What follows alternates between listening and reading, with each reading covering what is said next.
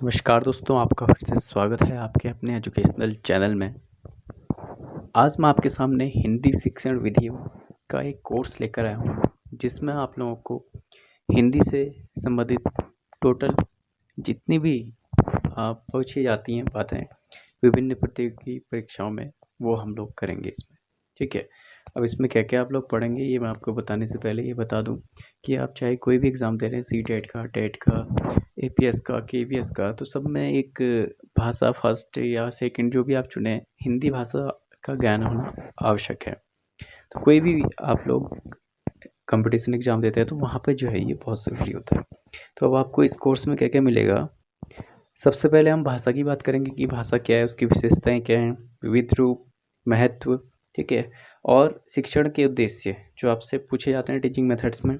श्रवण सुनना, जो कितने भी कौशल हैं, बोलने का कौशल, पठन कौशल, लेखन कौशल, हिंदी की विभिन्न विधाओं का शिक्षण है, जैसे गद्य शिक्षण, कविता शिक्षण, कहानी शिक्षण, नाटक शिक्षण, हिंदी विधियाँ और अनुकरणात्मक विधि, इकाई विधि, प्रत्यक्ष विधि, व्याकरण अनुवाद विधि, द्विभाषी विधि, सैनिक विधि, ध्वन्यात्मक विधि, दूरस्थ शिक्षण विधि, वाचन विधि, पर्यवेक्षित अध्ययन विधि, आगमन निगमन विधि, अभिक्रमित अनुदेशन विधि, रसास्वादन विधि और सूत्र विधि। इसके अलावा कुछ प्रमुख विधियां भी हैं जो आपके एग्जाम में पूछी जाती हैं। व्याख्यान विधि, प्रदर्शन विधि और दल शिक्षण विधि और हर्बटीय विधि, समवाय विधि। और उसके बाद जो भाषा पाठ योजना है, ठीक है, उसका प्रारूप क्या होता है, पदों का ज्ञान क्या है, इकाई योजना, पाठ योजना, दैनिक पाठ योजना, सूक्ष्म शिक्षण से संबंधित जितना भी टॉपिक है हम उसको हल करेंगे। जो आपके कंपटीशन एग्जाम से रिलेटेड मेन टॉपिक्स जिनसे प्रश्न पूछे जाते हैं उन्हीं को हम जो है पहले फोकस करेंगे। प्रस्तावना कौशल, प्रश्न सहजता कौशल, खोजपूर्ण प्रश्न कौशल, प्रदर्शन कौशल, व्याख्या कौशल, प्रबल है, शामपट कौशल है, फिर मूल्यांकन के स्वरूप हैं, मूल्यांकन भी पूछा जाता है, असेसमेंट, इवैल्यूएशन, आंतरिक व बाह्य मूल्यांकन का महत्व क्या है, विशेषताएं क्या हैं और परीक्षा में अंतर क्या है मूल्यांकन में। इसके अलावा हिंदी शिक्षण के सामान्य सिद्धांत क्या हैं, शिक्षण सूत्र, हिंदी शिक्षण के दृश्य श्रव्य साधन, तो इनसे रिलेटेड जितने भी टॉपिक्स हैं उनको हम कवर करेंगे इस कोर्स में। तो इसमें सबसे पहले बात आती है कि भाषा है क्या। ठीक है, तो भाषा वह साधन है जिसके द्वारा एक प्राणी दूसरे प्राणी पर अपने विचार, भाव या इच्छा प्रकट करता है। मुख्य रूप से अगर आप देखें, प्राचीन काल से ही मनुष्य ने धीरे धीरे, पहले इशारों में बात करता था, फिर बोलना सीखा, लिखना सीखा। ठीक है, तो उसने क्या किया, अपने जो विचार हैं, ठीक है, कहा जाता है ना कम्युनिकेशन के लिए ही मेनली भाषा का प्रयोग किया जाता है। तो आपके जो विचार हैं, अपने विचारों को आप दूसरे प्राणियों तक, अपने भावों को, अपनी इच्छाओं को कैसे पहुंचाएंगे, भाषा जो है उसका प्रबल साधन है। अब देखते हैं भाषा की विशेषताएं क्या है। भाषा अर्जित संपत्ति है, पैतृक नहीं। भाषा सामाजिक प्रक्रिया है, भाषा अनुकरण जन्य प्रक्रिया है, भाषा परंपरागत है। और अक्सर दोस्तों आपसे पूछा जाता है एग्जाम में, जैसे इसमें ये कथन सही है या नहीं, तो उससे हमें कवर करना बहुत ज़रूरी है। व्यक्ति केवल अर्जन कर सकता है, उत्पन्न नहीं। जो भाषा है, भाषा सतत परिवर्तनशील प्रक्रिया है, भाषा का कोई अंतिम रूप नहीं। प्रत्येक भाषा की संरचना दूसरी भाषा से भिन्न होती है। भाषा कठिन से सरल की ओर होती है, भाषा स्थूल से सूक्ष्म एवं संयोगावस्था से वियोगावस्था की ओर विकसित होती है। प्रत्येक भाषा का एक मानक रूप होता है। और भाषा सीखने की प्रक्रिया, जो लेनार्ड ब्लूमफील्ड ने अपनी पुस्तक outline guide for the practical study of foreign languages में भाषा सीखने की इस प्रक्रिया पर विस्तार से प्रकाश डाला है। तो आपको पता होना चाहिए कि किताब का नाम पूछा जा सकता है या किसने लिखी है। इस प्रक्रिया में भाषा सीखने में कुछ मनोवैज्ञानिक जो प्रवृत्तियां हैं वो कार्य करती हैं, जैसे जिज्ञासा। ठीक है, अब भाषा कैसे सीखते हैं आप, एक तो जिज्ञासा होनी चाहिए पहले, नए शब्द जानने या सीखने की प्रबल इच्छा। अनुकरण, सबसे अधिक ज्ञान का अनुकरण करना। ठीक है, कि आप उसको जो है उसको एक तरह से अनुकरण कर पाएँ उसका। ठीक है, और अभ्यास द्वारा, तो अभ्यास और पुनरावृत्ति द्वारा ही आप नई भाषा सीख सकते हैं।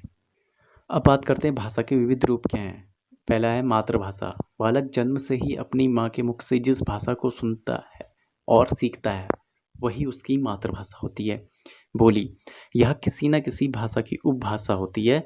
इसमें व्याकरण रूप, उच्चारण, लिंग, वचन और वाक्य गठन होते हैं। ठीक है। तो बोली में क्या है कि इसमें भाषा की उपभाषा होती है, ठीक है। व्याकरण भी होता है इसमें, उच्चारण होगा, लिंग होगा, वचन और वो वाक्य जो है गठन होंगे। प्रादेशिक भाषा यह किसी प्रदेश या प्रांत के विस्तृत भूभाग में निवास करने वाले अधिकांश लोगों की भाषा होती है। इसका अपना साहित्य एवं लिपि होती है। राजभाषा जिस भाषा का प्रयोग शासन एवं सरकार के कामकाज को संपादित करने के लिए किया जाता है वह राजभाषा होती है।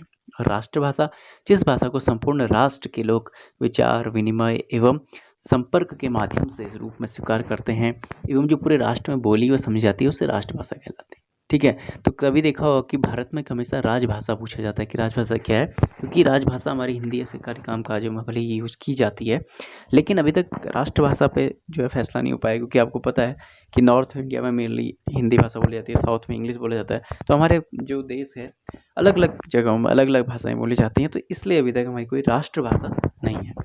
राजभाषा जरूर है हिंदी। मातृभाषा का महत्व क्या है?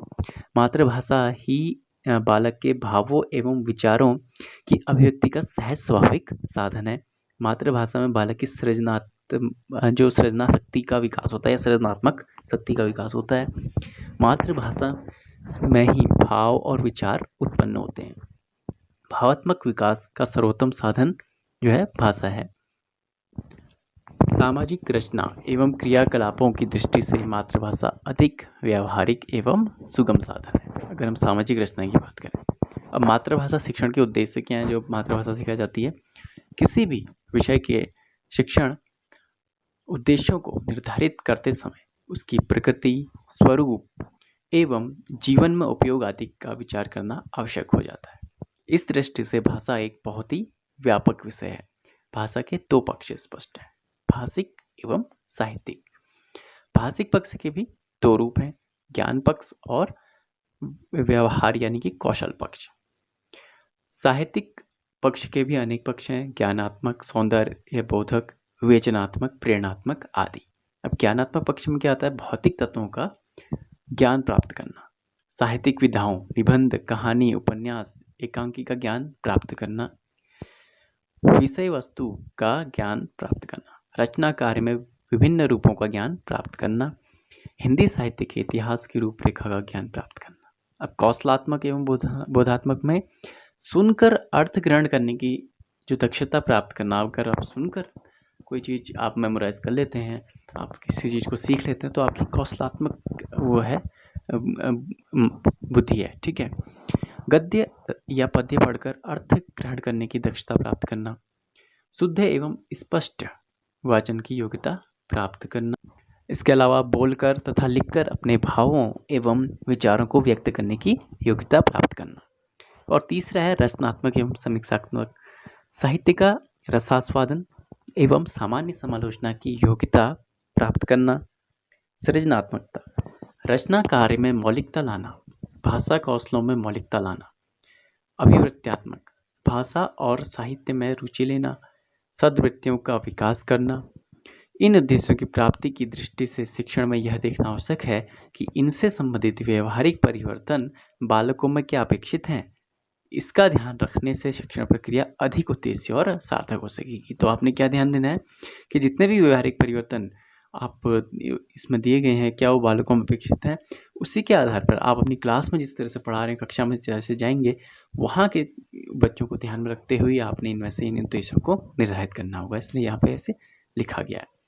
और मातृभाषा शिक्षण के एक सिद्धांत भी देख लेते हैं। शिक्षक द्वारा बालकों की रुचियों, प्रवृत्तियों, क्षमताओं आदि का ध्यान रखा जाता है। आधुनिक मनोविज्ञान शिक्षण में इन प्रवृत्तियों पर विशेष बल दिया जाता है। शिक्षण देते समय विषय एवं बालक दोनों का ही ध्यान रखा जाना आवश्यक है, ठीक है। प्राचीन काल में क्या होता था कि पहले केवल शिक्षक लेक्चर देता था और या व्याख्यान देता था और बच्चे उसको निष्क्रिय होकर सुनते थे या उसी को आत्मसात करते थे। लेकिन अब क्या है कि बच्चे का भी बहुत महत्व है शिक्षा में, यह जानकर ही शिक्षा को कोई भी विधि जो है बनाई जाती है। किंतु मातृभाषा के साथ ही बालक स्वयं ही अनुकरण द्वारा वातावरण से सीखना प्रारंभ कर देता है। और एक क्वेश्चन भी आता है अक्सर कि अनुकरण द्वारा वो किस भाषा से सीखता है, तो मातृभाषा से ही बच्चा अनुकरण, कौन सी भाषा को बच्चा केवल अनुकरण द्वारा यानी कि देख कर ही सीख जाता है, तो वह है मातृभाषा। अतः एवं उसको मातृभाषा का ज्ञान उसी क्रम से कराना आवश्यक है जिस क्रम से बालक स्वाभाविक रूप से भाषा सीखता है। मातृभाषा शिक्षण के सामान्य सिद्धांत निम्न हैं। पहला है स्वाभाविकता का सिद्धांत।